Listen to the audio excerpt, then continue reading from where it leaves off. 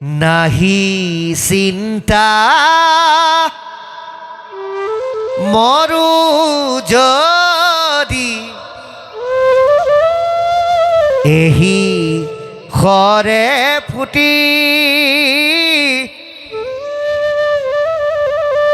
কেবলে ৰাখিও মোৰ ইটো গৰ্ভ গুটি। মই যদি এই অস্বস্থমাৰ অস্তত মোৰ প্ৰাণ হেৰুৱাব লগা হয় তেনেহলে মোৰ ক'ব লগা একো নাই, কিন্তু মোৰ এই গৰ্ভত থকাটো প্ৰভু তুমি ৰক্ষা কৰা বুলি ঈশ্বৰৰ চৰণত আশ্ৰয় ল'লে। আৰু ভগৱন্তই সদায় কাক ৰক্ষা কৰে? তেওঁত আশ্ৰয় লোৱা ভকতজনক তেওঁ সদায় ৰক্ষা কৰে। তেওঁ ভকতৰ পাছে পাছে ফুৰো বুলি কৈছে। যেতিয়া উতৰাই আশ্ৰয় ল'লে তেওঁ নিজেই এক অনন্য শক্তিৰূপে আহি উতৰাৰ গৰ্ভত প্ৰৱেশ কৰি মৃতপ্ৰায় হৈ থকা পৰীক্ষিতক অমৃত দৃষ্টিৰে দৰ্শন দিলে। আৰু এই অমৃত দৃষ্টিৰ দৰ্শনত সেই চিকমিকাই থকা পোহৰ পৰীক্ষিতে দেখা পায় গৰ্ভতে তেওঁ উচপ খাই উঠিল। গৰ্ভতে কৃষ্ণৰ অমৃতময় দৃষ্টিৰ পৰীক্ষাৰ সন্মুখীন হোৱাৰ কাৰণে তেওঁৰ নাম পৰীক্ষিত। গৰ্ভতে ভগৱন্তই তেওঁক দৰ্শন দিয়াৰ কাৰণে তেওঁৰ আন এটা নাম বিষ্ণুৰাজ। গতিকে এই পুণ্যৰ কাৰণে শুকদেৱৰ দৰে মহাভকতক তেওঁ লগ পালে। এতিয়া আমাৰ বৰ্তমান আইসকলে কয় যে পৰীক্ষিত ৰজা, কপিল, ধ্ৰুৱৰ দৰে সন্তানসকলটো এই ধৰালৈ নামি আহি ভাগৱতৰ মাধ্যমেৰে গুণ গৰিমা প্ৰকাশ কৰি আমাৰ হৃদয় চহকী কৰিব পৰা কৰি থৈ গৈছে। কিন্তু আজিৰ প্ৰেক্ষাপটত আমাৰ সন্তানবিলাক তেনেকুৱা নহয় কিয় বুলি আমাৰ বহুতে কোৱা দেখিবলৈ পোৱা যায়। নিশ্চিতভাৱে আপুনি আমিও চেষ্টা কৰিলে আমাৰ এই ধৰালৈ পৰীক্ষিতৰ দৰে, প্ৰহ্লাদৰ দৰে, ধ্ৰুৱৰ দৰে, কপিলৰ দৰে সন্তান নমাই আনিব পাৰিম।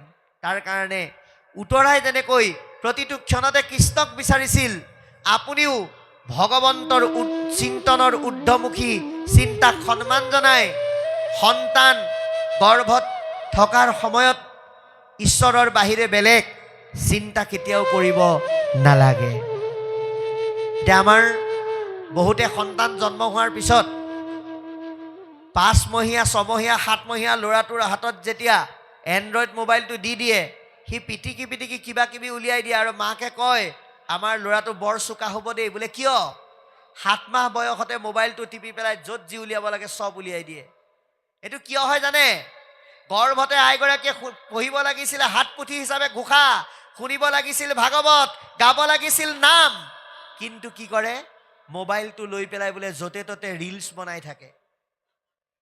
তাৰ প্ৰভাৱটো পৰেগৈ। সেইকাৰণে আমি গৰ্ভ অৱস্থাৰ পৰাই এইসমূহ আমি গ্ৰহণ কৰিব লাগে। সেইকাৰণে তৃতীয় স্কন্ধ ভাগৱতত কপিল প্ৰভুৱে মাকক কৈছে যে সেয়াই জীৱবিলাকে চূড়ান্ত জ্বালা আৰু যন্ত্ৰণা কেতিয়া পাই জানা? সেই গৰ্ভৰ সৰু কোঠাটোত লৰচৰ কৰোঁতে যেতিয়া কষ্ট হয় তেতিয়া যথেষ্ট কষ্ট অনুভৱ কৰে। তাতে গৰ্ভৱতী আইগৰাকীয়ে যদি যি বস্তু মন যায় তাকে যদি খাই দিয়ে তেতিয়াতো আৰু অসুবিধা। অতি জ্বলা, অতি টেঙা, অতিমাত্ৰা যিকোনো বস্তু সেই আইগৰাকীৰ কাৰণে বিপদজনক। কিন্তু আমাৰ সমাজত এটা প্ৰবাদ আছে, বোলে যি মন যায় বোলে তাকে খাবলৈ দিব লাগে। সেইকাৰণে জ্বলা টেঙা এফালৰ পৰা মাৰি দিয়াৰ লগে লগে গৰ্ভতে শিশুটোৱে ভগৱন্তক প্ৰাৰ্থনা কৰি কষ্ট পায়, স্তুতি কৰে। কি বুলি কৈছে? এৰাম জ্বলা টেঙা লোন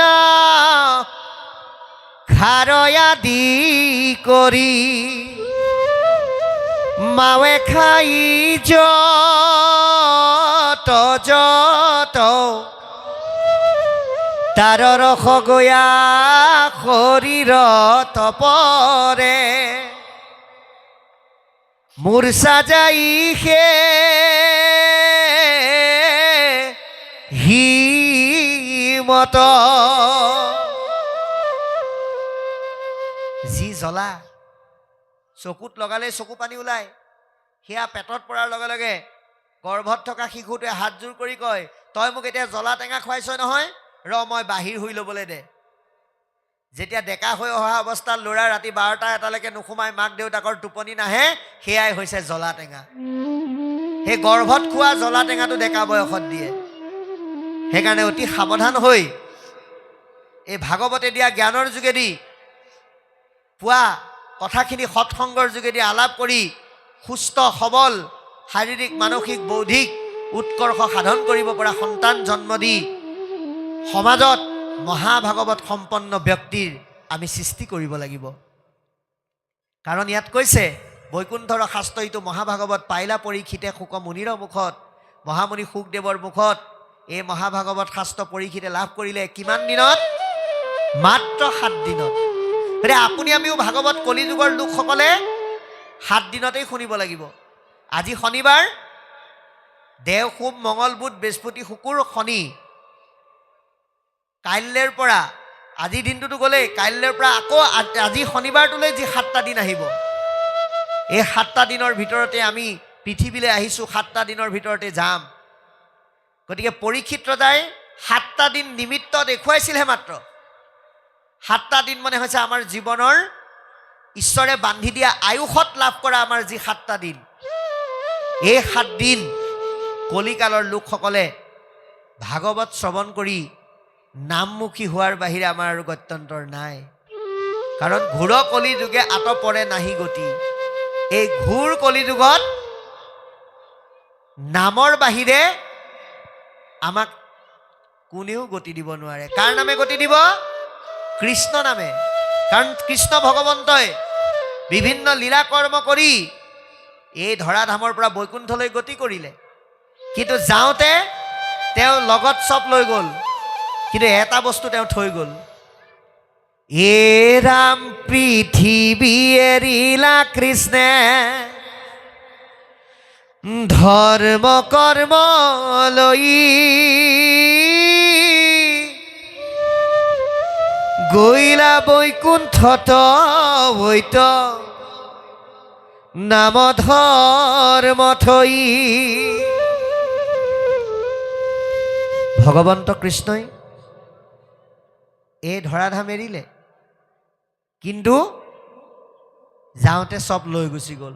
থৈ গ'ল মাত্ৰ তেওঁৰ গুণ আৰু নাম, যি গুণ নামৰ বাহিৰে কলিত গতি সাধনৰ আৰু বিকল্প নাই। গতিকে শুকনি গদতি শুনি উক পৰীক্ষিত, মহামুনি শুকদেৱে পৰীক্ষিত ৰজাক কৈছে কি বুলি? যে হে ৰাজন কওঁ শুনা, বসুদেৱ নাৰদ সংবাদ বিপৰীত। কৃষ্ণৰ পিতৃ বসুদেৱ আৰু দেৱৰ্ষি নাৰদে এক ব্যতিক্ৰমী বিষয়ৰ ওপৰত আলাপ কৰিছে, যি বিষয়ৰ ওপৰত কথা পাতি পাতি তেওঁলোকে নিমি নামৰ এজন ৰজা আৰু 9জন সিদ্ধৰ যি সৎ কথা বতৰা আলোচনা কৰিছে, সেই আখ্যান বা সেই কাহিনী তোমাক কম, আৰু তুমি সাৱধানে শুনিবা। গতিকে ভাগৱতৰ কথা আমি সাৱধানে শুনিব লাগিব। ভগৱন্তই আমাক কি দিছে? 2খন কাণ দিছে। এতিয়া আমি কিন্তু ভগৱন্তৰ পৰা পাওঁতে ঠিকেই পালোঁ, কিন্তু ভাবোঁতে আমাৰ গণ্ডগোল হ'ল। আমি ভাবি ল'লোঁ 2খন কাণ দিছে যেতিয়া লাহে লাহে শুনিলেও হ'ব, 1খন মুখ দিছে যেতিয়া পাওঁতেই খাই লওঁ। আচলতে সেইটো নহয়। 2খন কাণ দিছে যিমান পাৰি কৃষ্ণৰ ৰস হৃদয়লৈ ভৰাবৰ কাৰণে। সেইকাৰণে একচিতে একমনে সুদৃঢ় বিশ্বাসে সাৱধানে আমি ভগৱন্তৰ কথা শুনিব লাগে। কাৰণ জীৱনৰ নিশ্চয়তা নাই। আমি চব জানো, অলপ পিছত কি কৰিম, কাইলৈ কি কৰিম চব জানো, কিন্তু আমি কেতিয়া মৰিম সেইটো যিহেতু নাজানো, সেইকাৰণে প্ৰত্যেক দিনটোৱে আমাৰ জীৱনৰ অন্যতম দিন বুলি আমি ভাগৱত সাৱধানে শুনিব লাগে। আপুনি কিমান সময় শুনিছে সেইটো ডাঙৰ কথা নহয়। কোনোবা এজন ব্যক্তিয়ে যদি আজি 12 বজাতে ভাগৱতলৈ আহিল, আহি পেলাই ভাবিছে যে আজি 12টা বজাৰ পৰা আমি ভাগৱত শুনিম, একে ৰাতি 10 বজাতহে ঘৰলৈ যাম। এই বুলি যদি 12টা বজাত আহি বহিছে, বহি ভাগৱত শুনি আছে, কিন্তু ঘড়ীটো চাই পেলাই দেখিলে কেইটা বাজিল, বোলে 5টা বাজিল। বোলে শুনিম বুলি ভাবিলোঁ হয়, কিন্তু দেখোন একেখিনি কথাকে শুনি শুনি আমনিও লাগিছে। এতিয়া ভগৱানক থাকিম বুলি ক'লোঁ যেতিয়া থাকিবই লাগিব। এই বুলি যদি মনটোক কৰবালৈ নি ভাগৱতৰ মাজতে থাকি অন্য কথা পাতি থাকে, তেতিয়াহ'লে কিন্তু 12টাৰ পৰা 10টা নালাগে 12টালৈকে বহিলেও কামত নাহে। কিন্তু কোনোবা এজন ব্যক্তি যেনিবা আজি ভাগৱত আমি আৰম্ভ কৰাৰ সময়ত আহি উপস্থিত হৈছে। মানে আমি আজি আপোনালোকৰ ইয়াত ভাগৱত আৰম্ভ কৰিছিলোঁ ঠিক 7:11 পৰা। 7:11 পৰা ভাগৱত শুনিলে, শুনি পেলাই ঘড়ী চালে, কেইটা বাজিল, বোলে পূৰা 8টা বাজিছে। এতিয়াও আপোনালোকে চাওক 8টা বাজিছে। গতিকে 8টা বাজিছে যেতিয়া মই যাওঁ, কাইলৈ লাগিলে আকৌ আহিম, অকণমান জিৰণি লওঁগৈ। এই বুলি যদি কোনোবাই 1 ঘণ্টা 1.5 ঘণ্টা শুনিও কিবা এটা লৈ যাব পাৰিছে, সেইটোহে ডাঙৰ কথা। মানুহে কিমান সময় শুনিছে সেইটো ডাঙৰ কথা নহয়, কেনেকৈ শুনিছে সেইটোহে ডাঙৰ কথা। সেইকাৰণে চিত মন এক কৰি সাৱধানে আমাক শুনিবলৈ আহ্বান জনাইছে। তাৰপিছত এতিয়া লিখিছে,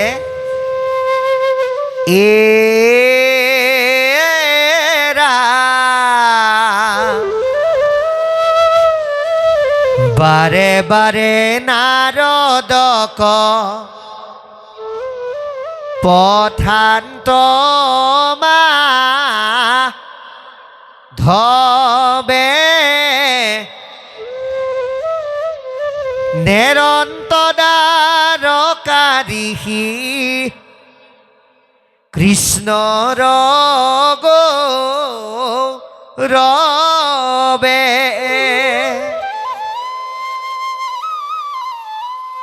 জীৱন্তে মুকুটতে হো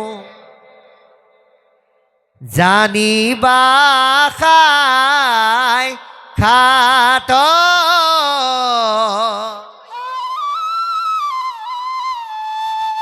তথাপিও চুকয়াতি কৃষ্ণৰ সেৱাত।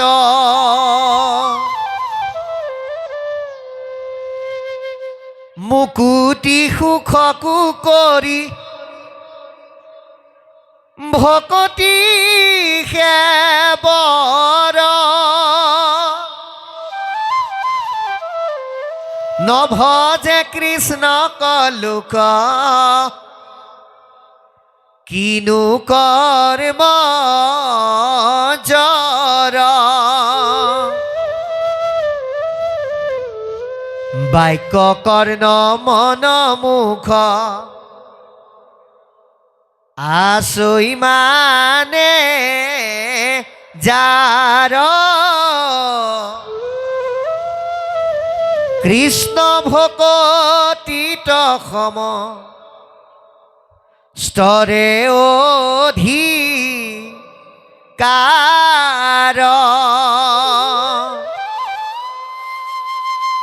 আহাৰ প্ৰভু পদ পংকজক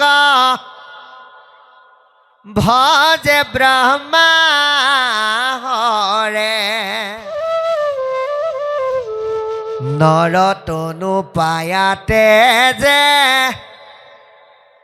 কমন পামৰে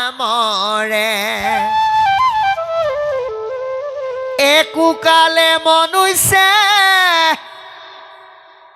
মৃত্যুৰ নেৰাই হাত তথাপি ন ভোজি মৰে কৰি আত্মঘাত। কৃষ্ণ সেৱাতে সে মাত্ৰ গুছে মৃত্যু ভয় জানিয়া কৃষ্ণক ভজা কৰিয়া নিশ্চয়। গতিকে আমাক ইয়াৰ যোগেদি কি ক'বলৈ যত্ন কৰিছে যে বাৰে বাৰে নাৰদক পথান্ত মাধৱে আপুনি নিজক প্ৰশ্ন কৰক খুদ ভগৱন্তই নিজেই নাৰদক কৈছে হে নাৰদ তুমি অকণমান বসুদেৱকে আদি কৰি সকলোৰে খবৰ এটা লৈ আহাগে যোৱা কিন্তু নাৰদ নাযায়